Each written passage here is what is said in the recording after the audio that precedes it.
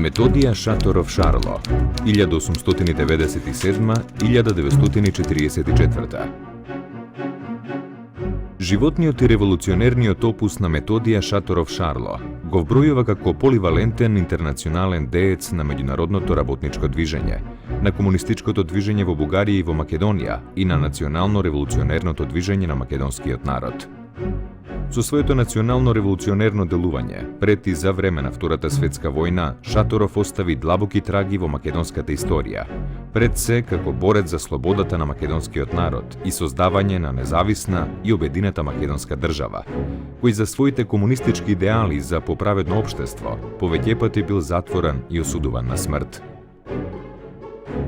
Методија Шаторов е роден на 10 јануари 1897 година во Прилеп. Татко му бил ситен дуќанчија. Тој почнал да работи да му помага на татка си уште на 7 годишна возраст. Во 1910 година се запишал во гимназијата во Битола, а ја завршил во Призрен, кога за време на Балканските војни гимназијата била преместена во овој град. Во 1915 година завршил учителска школа во Скопје. За време на Првата светска војна работел како секретар на селска општина во Прилепско. Кога учев имав големи проблеми, затоа што го носев презимето Шаторовска, и така моите наставнички ми викаја дека тогаш наставници имав, учители, така се викаја, дека од Шарло внука не смеј да учи и нема да продолжи. И така и второ и четврто деление бев оставана. Дури беа бугарите, нашата фамилија беше 2 пати палена. Палена беше, пак што велиме, од Кодошиве наши, од прилепчаните, и тогаш бев јас поголемка и знам, а тоа беше негде 41 или 42. Вториот пат ни фрлија бомба. И ние сите скријани седевме во избата и бомбата разлета сета на секаде, а ние во избата бевме онадени. Кој можеше да разбери како е и шо е и како е. И таму ко појдовни нормално на мизерен начин, ти си комунист, комунистичкото гнездо ќе се изфрли. Татко ми како што кажува, потерница за Шарло дека толку и пишува и во историјата, пишува во се, ќе му дадат толку пари ако главата на Шарло се најди, се земи. И татко ми 36-та година, не можејќи никако да дојде до чичко ми, иако во Софија, иако заедно, ни тој можел да го види, ни тај можел да го види. И иди еден човек, ноќта во 10 сато. И му вели, Тодоре, мора да дојде до кај мене. И го носел надвор од Софија негде, како што кажува татко ми, негде надвор во некој бавчи, во нешто, а исто кујче. И кога влегол натре, кога отвориле вратата, кој ќе го види брат му седи на масата.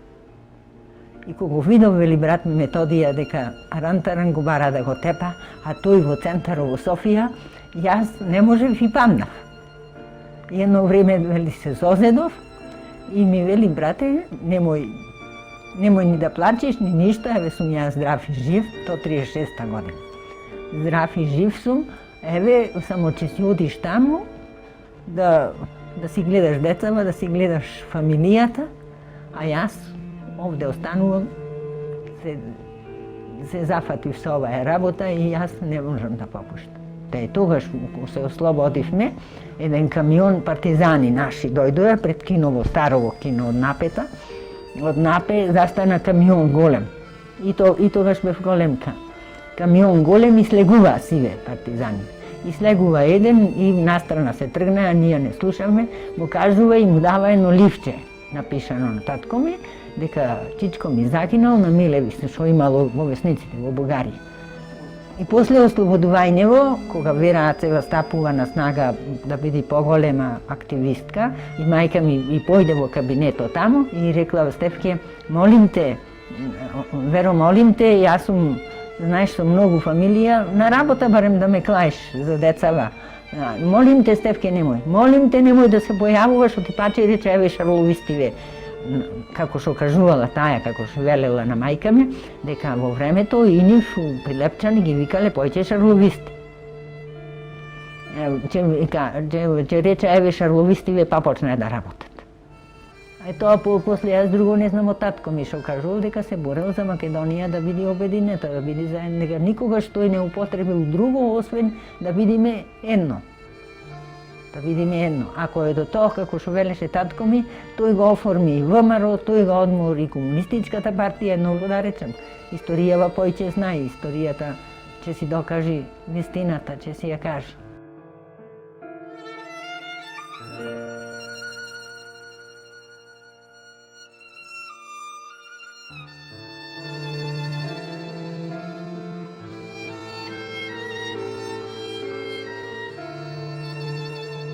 Методија Шаторов Шарло представува една од најзначајните и најмаркантните личности во македонскиот 20 век. Секако дека историјата на македонското национално ослободително движење не може да биде напишана без овој голем македонски деец и револуционер. За жал, истовремено, Методија Шаторов Шарло со децении беше една од најанатемисаните личности во македонската историја. Човек кој неправедно беше етикетиран како непријател на македонскиот народ, како бугарски елемент, како профашистички, така натаму, значи беше елиминиран од македонската историја како една негативна личност. Во септември 1980 година емигрирал во Бугарија. Во исто време се вклучил во политичките активности на македонската емиграција во Софија, непрекинато учествувајќи во национално-револуционерното движење на македонската левица и до 1928 година извршувал одговорни работи. Неговата активност била забележана од бугарската полиција. Тој е во април месец 1925 година затворен од бугарската полиција. Малтретиран, тепан и така натаки, но со недоволни докази тој е пуштен од затвор и 25 година емигрира за во Советскиот сојуз. После тоа емиграција во Советскиот сојуз 25 година, тој 26 година работи во Виена, значи се повраќа. Во тоа време Централниот комитет на ВМРО Обединета е во Виена и тој е вклучен во оваа работа. Од 1925 година бил вклучен во ВМРО Обединета, а во август 1926 година бил избран за член на Комисијата за нелегални работи и член на обласниот комитет на ВМРО Обединета за Пиринска Македонија. Во 1928 година, по своето враќање од Германија, раководел со ВМРО Обединета во Пиринска Македонија, а во 1934 година, по враќањето од Советскиот сојуз, повторно се вклучил во работата на ВМРО Обединета. Во ова време се одржува илегална конференција на македонци револуционери кои се од Пиринскиот дел на Македонија за формирање на областен комитет на ВМРО Обединета за Пиринскиот дел на Македонија. На оваа конференција, која е одржана во тешки услови тога во Бугарија, кога реакцијата веќе владе во Бугарија после превратот што е направен, оборување на владата на Стамболиски, Шаторов е оној кој го држи рефератот за положбата во Македонија, за оправданоста на формирање на ВМРО Обединета и за оние односи кои во тоа време постојат во македонското, значи, револуционерно движење. Од овој период потекнува и неговиот прв аналитички материјал за историјата и суштината на ВМРО Обединета, во кој Шаторов пишува дека ВМРО Обединета ја истакнала големата програмска парола за обединување на македонскиот народ во една независна македонска држава, со истакнување на стратегиската парола за самоопределување на македонскиот народ. Давајќи на знаење дека ВМРО Обединета се залага за масовно оружено востание во Македонија, тој подвлекол дека ВМРО Обединета во Македонија под бугарска власт се бори за самоопределување на Петричкиот крај до негово отцепување од империалистичка Бугарија, за да дојде до негово обединување со другите два дела на Македонија во една независна македонска држава. Материјалот Шаторов го завршува со констатацијата: нашиот пат е единствен, што води кон национално и економско ослободување на македонскиот народ. ВМРО Обединета, единствената и вистинска македонска национално-револуционерна организација, во која членуваат револуционерни македонски сили без разлика на нивната партиска припадност. Таа има револуционерно-демократска идеологија и го држи знамето на македонската националност и борбата за слобода и независност. Да неговата активност била таква и во партиската организација на комунистичката партија, исто и во ВМРО Обединета. Оти во тоа време треба се има во предвид да сите што биле членови на комунистичка партија биле и членови на ВМРО Обединета. Затоа што ВМРО Обединета со 3 областни комитети делува со централниот комитет на целокупното подручје, значи на Македонија. Македонско дело од 25 октомври 29 година нас не обавестува да Методија Шаторов е затворен од бугарската полиција, 11 месеци е држен во истражен затвор, со големи негови малтретирања, до несвес да истиот, значи, паѓат, покуша на бугарската полиција да го фрли од прозор да го убија и така натака. После 11 месеци е пуштен од затвор како недоволни податоци за да може да се суди. После пуштањето од затвор, Методија Шаторов емигрира пак во Советскиот сојуз. Шаторов најдобро ги познавал приликите во ВМРО и во ВМРО Обединета, како и кај македонските мигрантски и бегалски маси во Бугарија, сметајќи го македонското движење како централно место во сите национално-револуционерни движења. Шаторов во 1919 година бил определен да му помага на Димо Хаджидимов во емигрантскиот комунистички сојуз, со цел да ги привлекува македонските бегалци во оваа организација. Како еден од поистакнатите и неангажирани раководители на ВМРО Обединета во Бугарија, Шаторов бил задолжен да работи по македонска линија во задграничното биро на Централниот комитет на Бугарската комунистичка партија. Па оттаму кај Шаторов, најрано од сите македонски револуционери и комунистички дејци, созреала идејата за создавање на посебна македонска национална организација или партија. Со неговата емиграција во Советскиот сојуз, во ова време тој и успева да го заврши Комунистичкиот универзитет во Москва. Значи, кој ги има коминтерната за образование на револуционери, значи, од другите комунистички партии. Истиот тој во 1933 година е пратен во Париз од страна на коминтерната.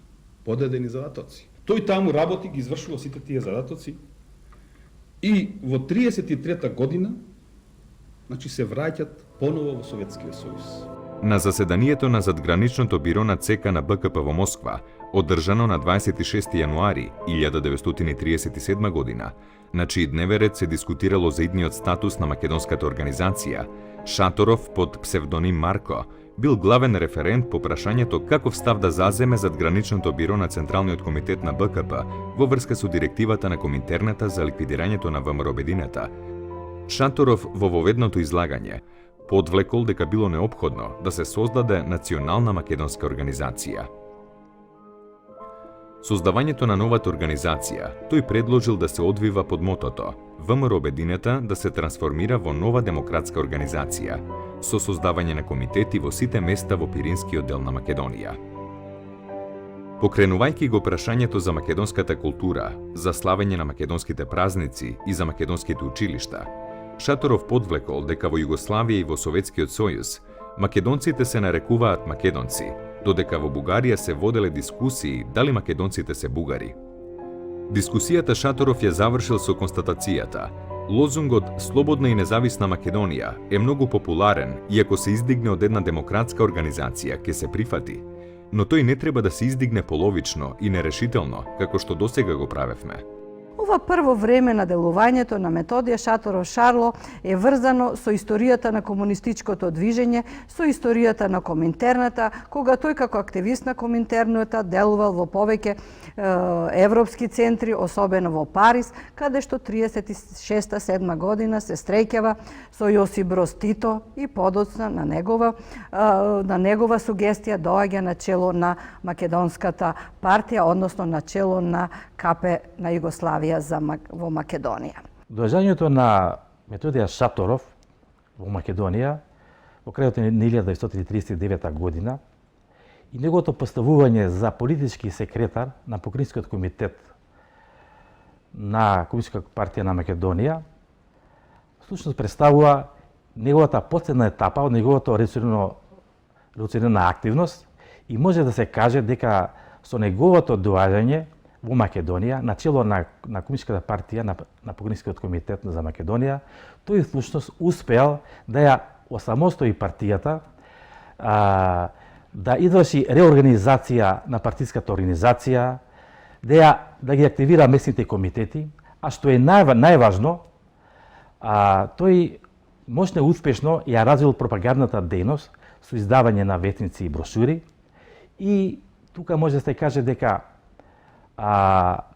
тој успеал името на Комунистичката партија на Македонија да го смени, кој што дотога се викало Покринскиот комитет на Комунистичка партија на Југославија за Македонија, тој го променил во Покрајинскиот комитет на Комунистичката партија на Македонија.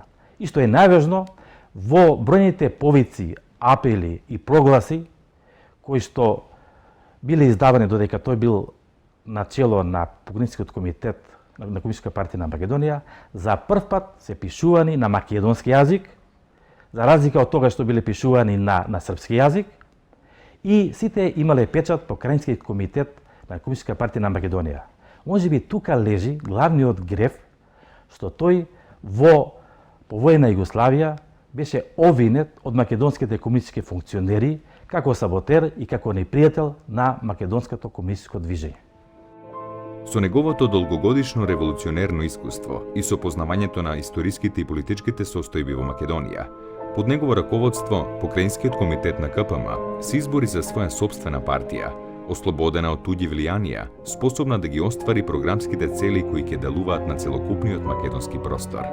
Важноста на овој партиски материјал е огромна, заради тоа што овие документи за прв пат се пишувани на македонски јазик, како нивни потписник стои Покрајински комитет на Комунистичката партија на Македонија и речиси сите завршуваат со слоганот "Да живее слободна Македонија". А во еден од нив, леток упатен до македонскиот народ од ноември 1940 година под наслов "Браќа", стои слоганот "Да живее слободната Македонска република". Овие пропагандни материјали беа објавувани во органот на ПК Билтен, кој започна да излегува во јули 1940 година, кога на чело на Покрајинскиот комитет на КПМ беше Методија Шаторов Шарло. Прв важен настап политички на Шаторов беше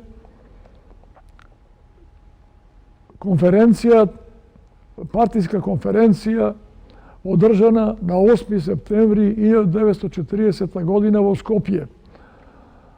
На таа конференција Шаторов изработи и предложи политичка платформа за решавање на политичкото, односно целокупното прашање на Македонија, македонската нација во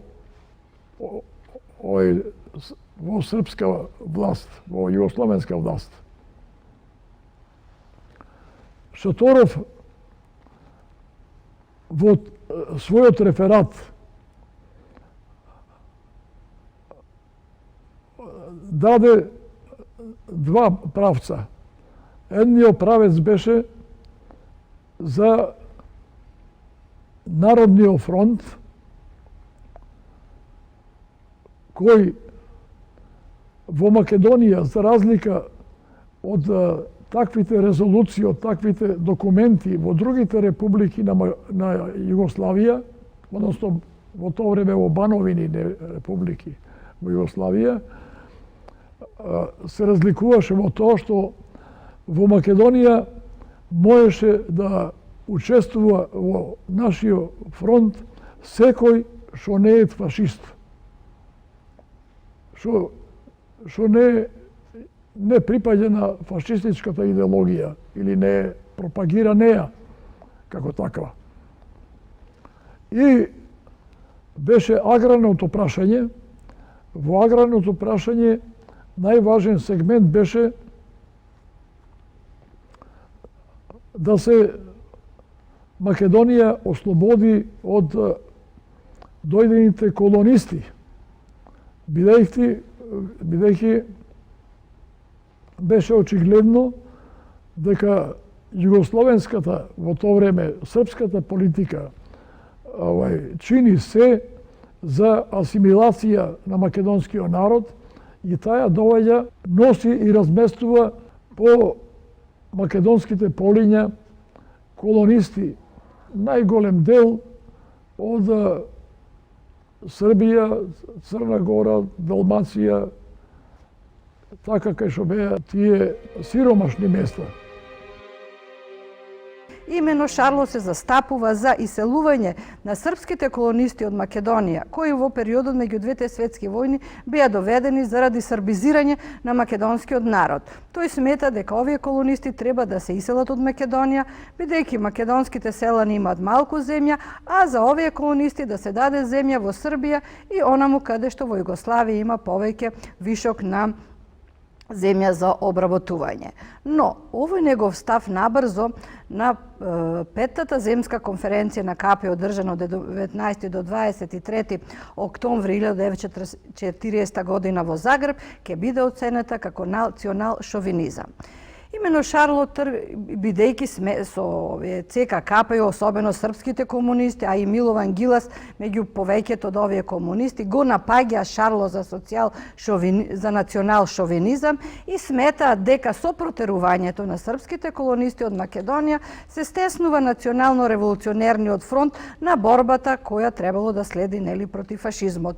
Но Шарло тргнувал од објективните состојби во Македонија. Како можам, изјавувал, јас на македонските селани да им кажам дека српските четници, жандари, оние кои му ја одзели неговата земја се негови браќа и пријатели. Во овој момент македонскиот селанец и македонскиот народ тоа не може да го прифати. Затоа, за да се изгради тој национално-револуционерниот фронт, мора македонските комунисти да ја издигнат паролата за сојуз на сите патриотски сили, селани, работници, интелигенци и така натаму на македонскиот народ против српските поробители, а во рамките на тие поробители спаѓали најголемиот дел од српските колонисти кои го асимилирале и го малтретирале македонскиот народ во периодот меѓу двете светски војни.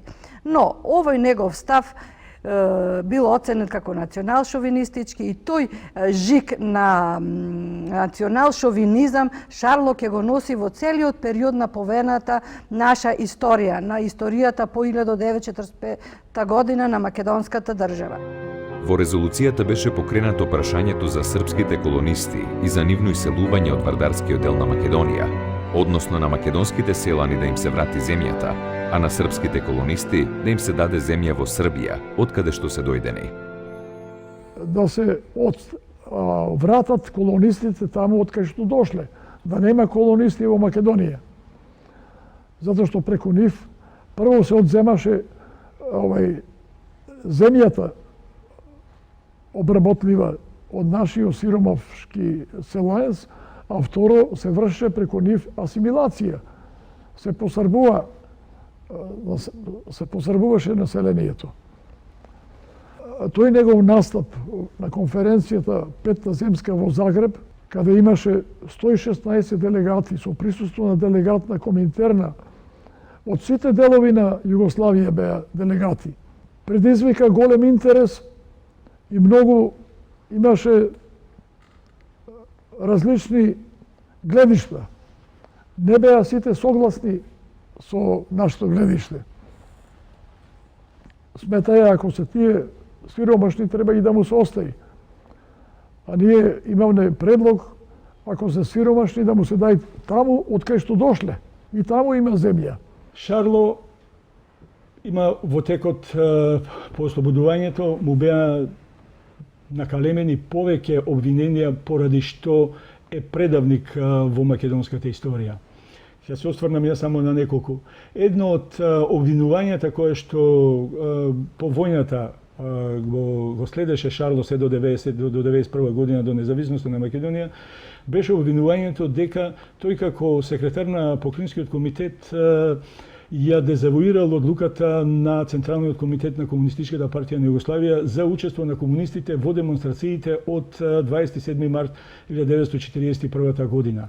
Тогаш Шарло е секретар на Покринскиот комитет. Обвинувањата беа врз база на едно сеќавање на Дејан Алексич дека кога се случуваат демонстрациите во Скопје на 27, на 26 и 27 март, тој го среќава Шарло на Камениот мост и го прашува што да прави партиската организација во Скопје.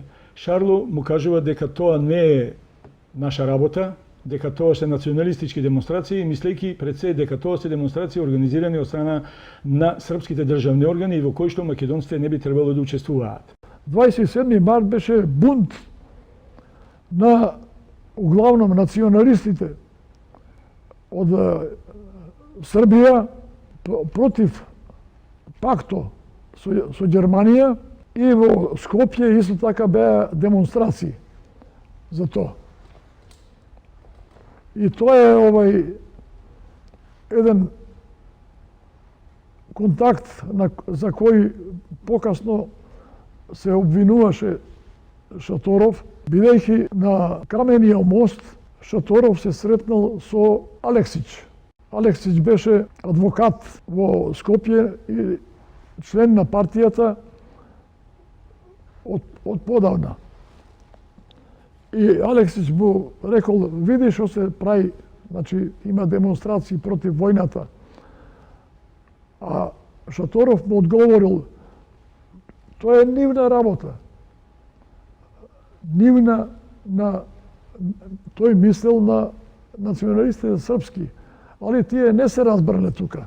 Од денешна перспектива може да се види дека Шарло бил сосема во право кога тие демонстрации ги осудил како демонстрации кои што се израз пред се на српските национални чувства, а не на македонските. Затоа што Македонија во тој период се наоѓа во рамките на Кралското Југославија како вардарска бановина, не е признат тај македонскиот народ и по вертикала и по хоризонтална се денационализира и асимилира и според одлуката на Шарло тој не требало да учествува во овие демонстрации. Интересни се и паролите кои што били сврлани на овие демонстрации. Паролите биле подобро гроб отколку роб, подобро војна отколку пакт.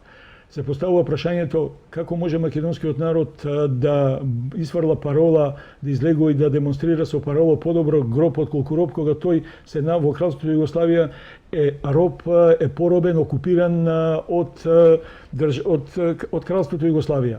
А исто така, зошто македонскиот народ би водел војна против кого? Би водел војна против да го заштити Кралството Југославија во кое што се наоѓа самиот поробен. Како реагира Централниот комитет на Комунистичката партија на Југославија и Јосип Броз Тито во однос на овие настани што се случуваат? Оно дали ставот на Шарло е правилен или на Централниот комитет на Комунистичката партија на Југославија? Треба да се има во предвид дека и Шарло и Јосип Броз Тито добиваат информации од еден единствен центар, а тоа е Коминтерната. Настапи еден период на време во кој може да се кажи немаше наошти собитија освен војната што беше со Југославија, расчерешувањето на Југославија и неверојатно тешки окупациони закони донесени. Во Србија беше по бандери висеа луѓе и така натаму. А за овој дел на Македонија беше предвиден да се даде на Бугарија, бидејќи Бугарија го потпиша Тројниот пакт и им дозволи на германските трупи преку Бугарија да влезат во Југославија. За тоа како награда ја добија овај дел. Во 1941 година во многу градови македонските граѓани ја дочекаа бугарската војска како ослободители. Конечно за нив престануваше едно сурово измачување и владење на српската власт во Македонија.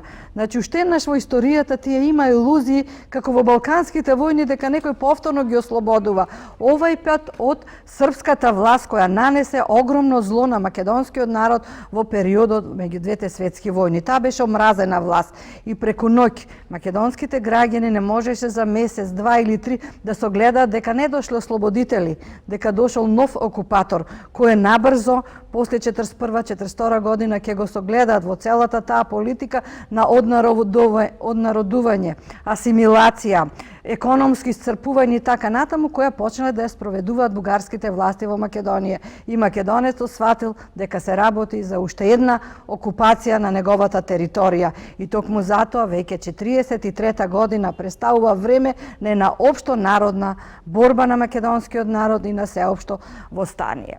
Значи, во 41 година Шарло многу подобро ја познавал ситуацијата во Македонија и менталитетот на македонецот, отколку тоа што го знаел Јосип Броз Тито и врвовите на ЦК КПУ, бидејќи тие и Јосип Броз Тито се до 44-45 година многу малку ја познавал ситуацијата во Македонија и македонското национално прашање. Значи, основниот судир беше помеѓу дали македонското прашање да се реши како југословенско прашање или како интегрално прашање со формирање на македонска независна држава за кое се застапуваше Методија Шаторов Шарло. Окупацијата на Македонија од страна на Бугарија не изгубила слободата Македонија, туку Македонија е паднала под ново робство, тоа што многу луѓе не го забележува.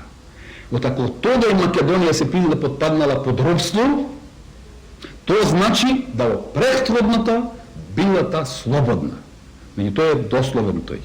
Сега вика си замина српскиот джандар, дојде бугарски джандар. И затоа во тоа време почнува Драган Павловиќ и Лазар Кулишевски да одаа самоволно по партиски организации барајќи луѓе, што се вика полтрони, за да ја разбираат македонската партиска организација. И Шаторов во тој однос го обвинува, што се вика, и структурите на ЦК на Југославија, дури кажува и како можеше, вика, и Тито да си дозволи да постапи така со партиската организација македонска, да работи, значи, мимо покраинскиот комитет, за да ја развива партиската организација и да создава, значи, еден дел македонци комунисти кои се и друг дел луѓе кои се наклонети на една просрпска и српска линија во партиската организација. Мене ми донесо еден документ, печатен на машина на една страна, да го прочитам. Јас го читав тој документ и во тој документ имаше причини наведени, мислам дека 5 точки се тука, заради кои е Централниот комитет и лично Тито незадоволни се со работата на Македонскиот комитет и заради тоа го исклучуваат од партија Шаторов, заправо го симнуваат од раководство Шаторов и го исклучуваат од партија. Новој састанак на 31 август 1941 година, Политбирото каже да се дава. Нема одлучено Шаторов да се исклучи. Само има одлучено да се прати писмо до членовите на Комунистичка партија на Македонија, да се прати писмо до Бугарската партија и да се прати писмо до Комунистичката интернационала за оваа проблематика.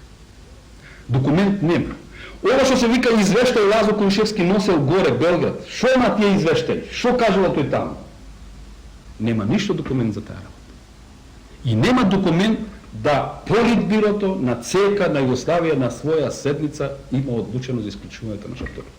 И има право, кога во извештај на Драган Павловиќ стои Шаторов кога вика, да овој документ, односно писмото кој ги има пратено Тито, прво до Покраинскиот комитет и писмото до членовите на Комунистичката партија, значи во септември месец, јасно стои таму да е тоа, значи и тие обвинувања кои се негови. Значи налага на еден човек и донесени тие одлуки за неговото исклучување пак, значи на еден човек. Значи Шаторов беше исклучен од партија, а јас и Коце Металец како членови на тој комитет и овај Видич и тако, ние не бевне исклучени, него бевне само суспендирани. ние кои беме тука. Не беше суспендиран Орце Николов, оти уште не беше дојден од затвор.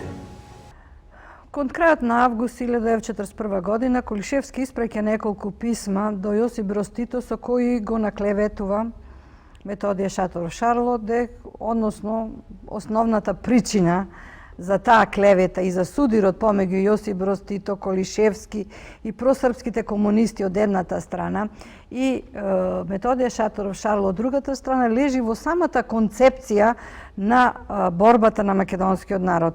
Од едната страна, овие комунисти тврдо се држат за обновување на Версајска Југославија после Втората светска војна во нејзините предвојни граници, додека Шарло излегува од таа стратегија и шема на ЦК на КПУ, бидејќи смета дека Македонија треба да се обедини и да се оформи како независна држава. Тој во хиерархијата на Коминтерната се наоѓа на повисоко рамниште од она на кое што се наоѓа Јосип Броз Тито.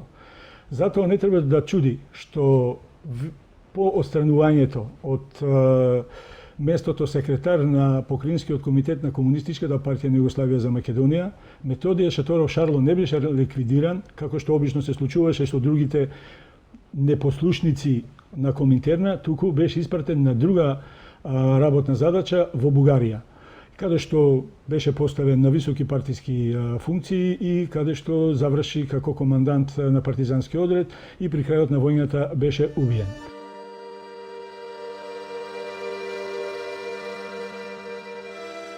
През месец август 1944 година Во месец август 1944 година во Пазарџиската трета оперативна зона, чиј командир е Методи Шаторов, оперираат над 500 партизани, формирајќи се во една партизанска бригада и 3 партизански одреди. Методи Шаторов дава команда на партизанската бригада која што действува во реонот на Средногорието. Наредбата е да се фокусираат блиску до Пазарџик, така што целта е да се нападне градот Пазарџик после одредено време.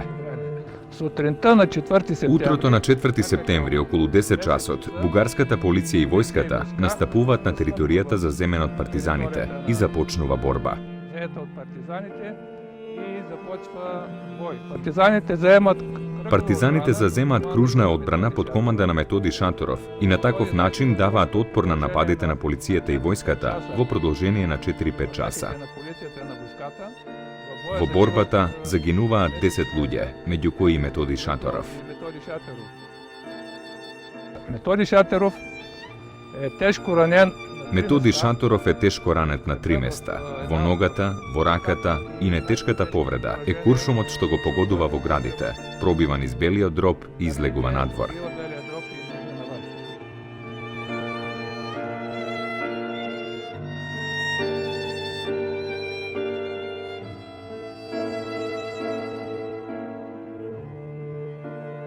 Значи, на ова место, на 4 септември, Методија Шаторов загина во борбата со бугарските воени и полициски сили,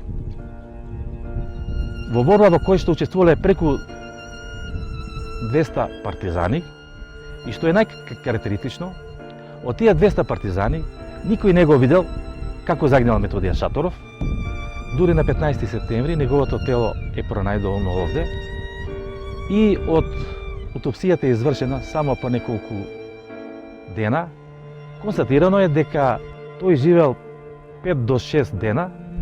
Може да се констатира од досегашните истражувања и од изјавите на свидетелите на настанот, дека тој е убиен со 3 куршуми, едниот во стомакот и 2 од грб, и дека бил ограбен.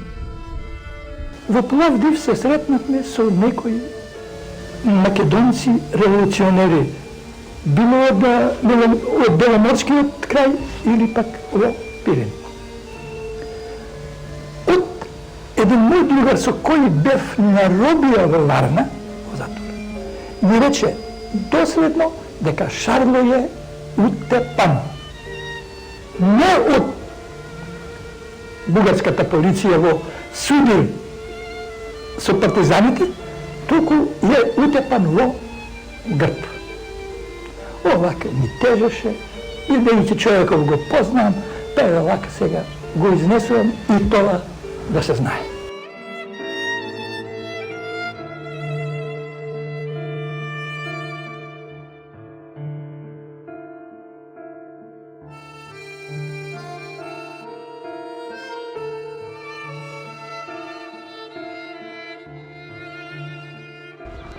Намираме се в парк.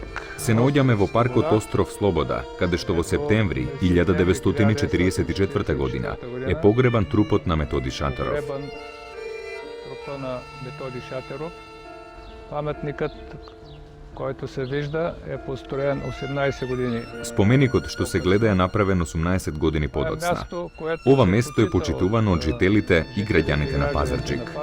На одредени датуми тука доаѓаат поклоници кои положуваат цвеќе и си спомнуваат за животот и подвигот на Методи Шаторов и за неговите другари, пријатели, кои загинале за еден поправеден свет и едно поправедно општество.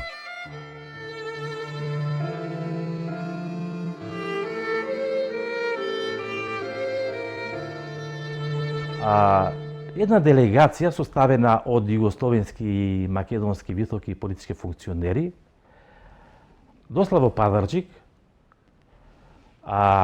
извршила увид на гробот, односно ескуминација на неговите останки, за да се уверат дали навистина телото припаѓа на Методија Шаторов и за тоа да го известат највисокиот југословенски партиски врв, а се разбира и маршалот Јосип Брз Тито. Меѓутоа, главната осуда на Шарло и зошто беше отстранет од политичката сцена беше фактот што тој беше пред се човек кој што беше македонец, со чисти македонски национални чувства и човек кој што се залагаше за самостојно обединета и самостојна македонска држава, дури и во некоја Балканска федерација, што не одговараше на тогашните идеи и размисли на Јосип Броз Тито. И затоа тој и покрај фактот што и самиот побара да биде да замине во партизани и покрај исклучувањето од секретар на ПК на КПЮ за Македонија, замина во партизани, меѓутоа од кога пристигна во одредот, во Скопскиот партизански одред, му беше кажано дека тој не е пожелен овде и дека треба да се врати назад. По враќањето замина во Бугарија и животот го заврши на мистериозен начин, се уште е енигма неговото убиство. 72 година, кога начело на градскиот комитет на Организацијата на комунистите во Скопје се наоѓа Кјамуран Тахир, тој превзема една акција со која бара да се почне одбележување на овој партизански одред формиран и сврлен 41 година во август месец и чиј организатор беше Методија Шаторов Шарло. Но Колишевски ги испраќа Страхил Гигов и Видое Смилевски со напомена дека не треба да се одбележива овој одред, дека тој не постоел. Но Кјамуран Тахир смогнал сили и доблест и така 71 година градската организација на борците и на комитетот во Скопје го одбележува за прв пат тоа 3-децениското времето после 3 децении од формирањето на овој партизански одред. Но што се случува? Набрзо Кјамуран Тахир со групата либерали во Македонија, Крсте Црвенковски, Славко Милосавлевски, Димитар Мирчев и така натаму, беше осуден заради македонски шовинизам и тргнат од политичката сцена. Значи, сето ова зборува за второто време, комплексно време на живење на личноста на Шарло после неговата смрт. Значи, човек кој прво беше физички убиен, а потоа беше убиен како еден македонски деец. Сите овие монтирани обвинувања биле причина во средината на септември 1941 година легално избраниот покрајински комитет да се суспендира, а Шаторов е сменет од должноста политички секретар на покрајинскиот комитет и исклучен од партијата.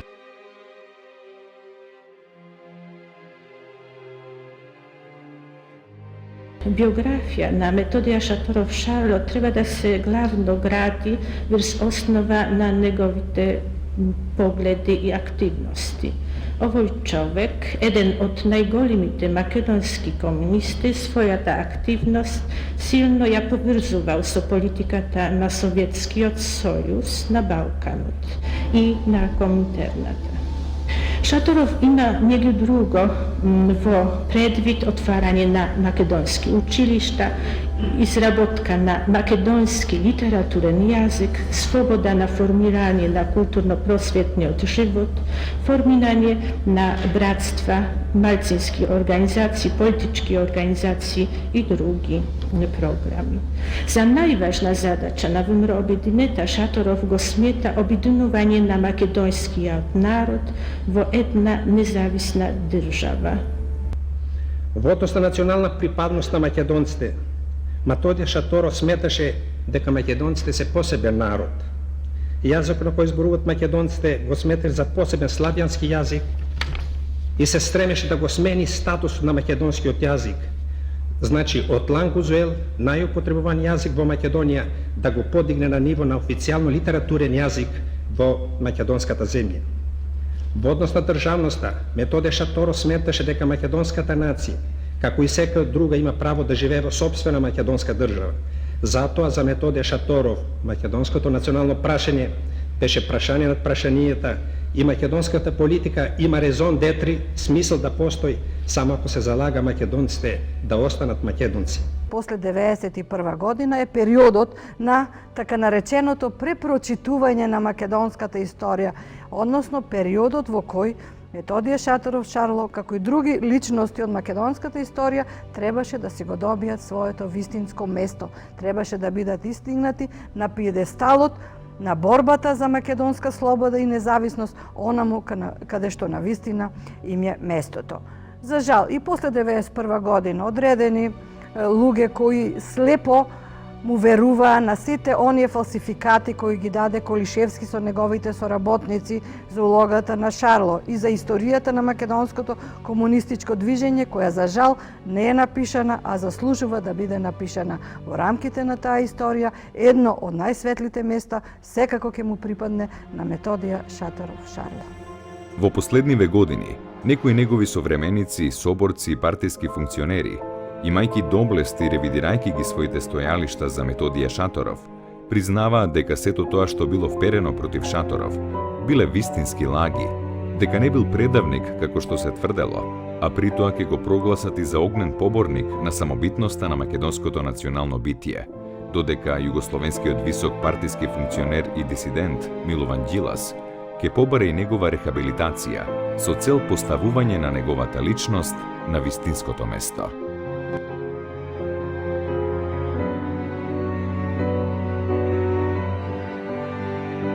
Официјално, Методија Шаторов Шарло во македонската историографија беше научно рехабилитиран во 2005 година, кога во организација на МАНУ и Институтот за национална историја се одржа научен собир посветен на неговата личност, а пред 10 години беше поставена и спомен плоча на неговата родна куќа во Прилеп.